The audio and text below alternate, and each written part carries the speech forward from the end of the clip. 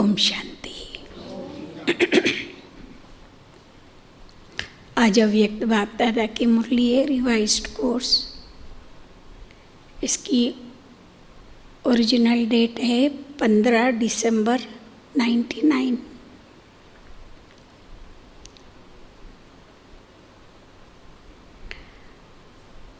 आज की मुरली में बाबा दो बातें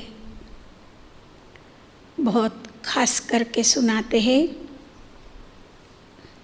पहली बात यह है कि बाबा कहते हैं कि बच्चे, आपको सदा ये नशा रहना चाहिए कि आप बहुत ऊंचे से ऊंचे महान आत्माएं हो। हम संगम युगी बच्चे थोड़ा थोड़ा कलयुग में भी होते हैं, तो जब कलयुगी कामकाज संभालते रहते हैं तो थोड़ा थोड़ा भूल जाते हैं कि हम कौन हैं और हम किसके संतान हैं। तो आज बाबा कहते हैं कि बच्चे ये कभी नहीं भूलो, क्योंकि जब भूलते हो तो नशा नहीं चढ़ता है, और नशा नहीं चढ़ता है तो खुशी भी नहीं होती है। तो संगम युगी ब्राह्मण आत्मा खुश न रहे, ये तो अपवाद है, अच्छा नहीं है। तो आप संगम युगी ब्राह्मण आत्माओं को सदा खुश रहने के लिए स्वयं के अंदर नशा चढ़ाना बहुत ज़रूरी है। और नशा रियलिटी की चढ़ाई है, समझ रहे हैं ना। और आर्टिफिशियल बातों की नशा नहीं चढ़ाना, क्योंकि आर्टिफिशियल बातें विनाशी है। जो रियलिटी है, सच्चाई है, उन बातों का नशा चढ़ाओ। तो आज बाबा कहते हैं कि बच्चे, जैसा पिछले हफ्ते में बाबा ने कहा था, आप ब्राह्मण आत्माएं रिचेस्ट इन द वर्ल्ड, आपके पास बहुत खजाना है जो दुनिया वालों के पास नहीं है, इसीलिए आप रिचेस्ट इन द वर्ल्ड हो। लेकिन आज बाबा कहते हैं कि आप हाईएस्ट इन द वर्ल्ड हो। केवल संगम युग में हाईएस्ट नहीं है, सारे कल्प में हाईएस्ट है। पूरा कल्प में आप हाईएस्ट इन द वर्ल्ड हो। हाँ, संगम युग में बाबा के बच्चे बनने के कारण हम सारे कल्प में हाईएस्ट इन द वर्ल्ड है, ये हम मानते हैं। बाबा के बच्चे अगर हम नहीं बनते तो हम सारे कल्प में हमें कोई पहचानते नहीं थे। तो आज बाबा कहते हैं पूरे दुनिया में देखो, आपके अस्तित्व अनादि रूप से देखो आप क्या हो। अनादि रूप में भी आप भगवान के पास हो, भगवान के साथ हो, है ना। परम धाम में आपका स्थान क्या है? एकदम कलयुगी सेक्शन में हम नहीं है। हम कहाँ हैं? बाबा के पास है। हम वहाँ से तुरंत आते हैं आदिकाल में, सतयुग में। तो सतयुग में भी हमारी पोस्ट कितनी ऊंची है। हाँ, भल राजा हो या प्रजा, परंतु वहाँ कितने सतो प्रधान होते हैं। वहाँ आत्मा शक्तिशाली होते हैं, आत्मा पवित्र शुद्ध श्रेष्ठ होता है। देवात्माएं तो होते हैं ना। परम धाम में अन्य धर्म वालों के पास तो नहीं होते हैं, उनका स्पेशल पार्ट है सत्युग त्रेता में। समझ रहे हैं ना। अच्छा, फिर द्वापर में आओ। द्वापर में भी आप ऐसे वैसे आत्माएं नहीं हो, आप पूर्वज हो, आप पूज्य हो। अनेक आत्माओं को प्रेरणा देने वाली पूज्य आत्माएं। आपको मालूम है, लौकिक में आज भी, आज कलयुग में भी लौकिक घरों में देवी देवताओं के साथ साथ अपने दादा परदादा तरदादा के फोटो होते हैं। क्यों?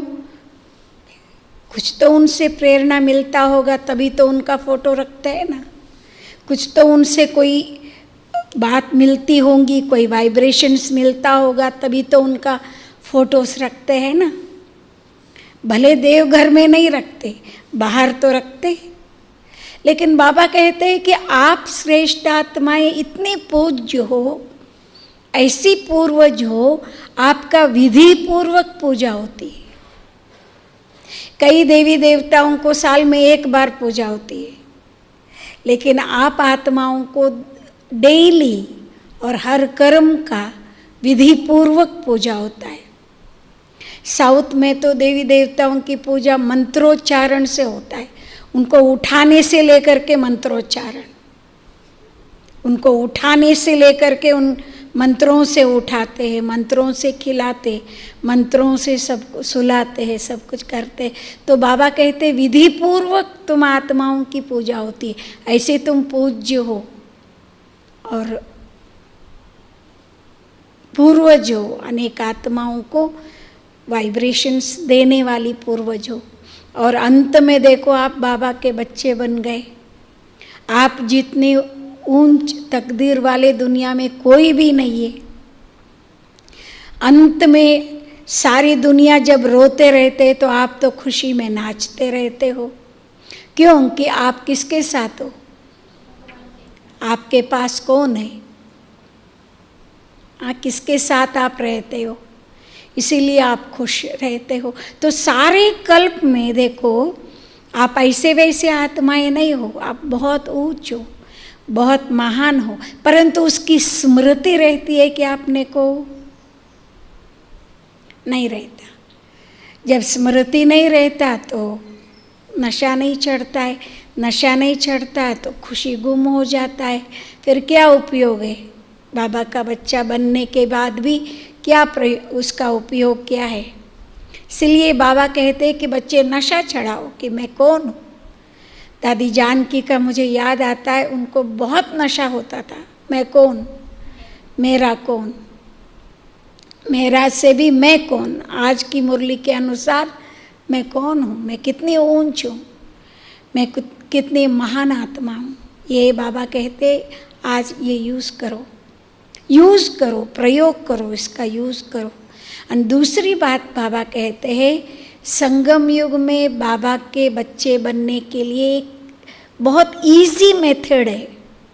स्मृति इमर्ज रहने के लिए इजी मेथड ये है, अपने संकल्पों को चेक करो। संकल्प केवल धन नहीं है, संकल्प का आपकी शक्ति है, संकल्प आपकी प्रेरणा है, संकल्प आपके वरदान है। आपका एक एक संकल्प स्वयं के लिए और आत्माओं के लिए वरदान बन जाता है। हमने इतना नहीं सोचा था कि मेरा संकल्प की इतनी वैल्यू है, लेकिन आज बाबा बोलते कि बच्चे आपकी एक एक संकल्प अनेक आत्माओं के लिए वरदान बन जाता है। तो सोचो हमें अपने संकल्पों का ताकत कितनी है। और आज बाबा कहते हैं आपकी एक एक संकल्प एक नया सृष्टि बनाता है। ब्रह्मा के लिए कहते हैं ना, ब्रह्मा में संकल्प आया सृष्टि रचने का, सृष्टि रच गया। वो केवल ब्रह्मा के लिए नहीं है, लेकिन ब्रह्मा कुमारियों के लिए भी है कि उनकी एक एक संकल्प में एक सृष्टि समाया हुआ है। एक एक संकल्प में इतनी सारी ताकत है, इतनी सारी शक्ति है, जो एक संकल्प एक सृष्टि बना देता है। सृष्टि माना अनेक आत्माओं को पैदा कर लेता है, अनेक प्रकार पैदा कर लेता है। सृष्टि में क्या क्या नहीं होता है। तो इसीलिए आपके संकल्पों को बचाओ। जैसा धन को हम बचाते हैं ना, पानी बचाते हैं ना, बचाते हैं ना। बाबा अभी अगर यूज़ कर लेंगे फिर अंत में हमें नहीं मिलेगा, इसीलिए बचाओ। धन यूज़ करते हैं ना, बचाते हैं ना, मेरे लिए भी बचाते, मेरे बच्चों के लिए बचाते, उनके बच्चों के लिए बचाते। भाई क्यों? ना जाने उनका क्या होगा, इसीलिए बचा कर रखो, उनके लिए रखो, उनके लिए रखो, रखते हैं ना। तो संकल्प भी हमारे लिए धन है। आप अपने लिए ये धन बचाओ, अपनी प्रजाओं के लिए धन बचाओ, अनेक आत्माओं के कल्याणार्थ ये धन बचाओ। कौन सा धन? कौन सा धन? पैसे वाला धन नहीं। हाँ, वो तो आप बचाते ही बचाते बिन बोले भी, लेकिन संकल्प रूपी धन को बचाओ। बाबा कहते वेस्ट नहीं गंवाओ।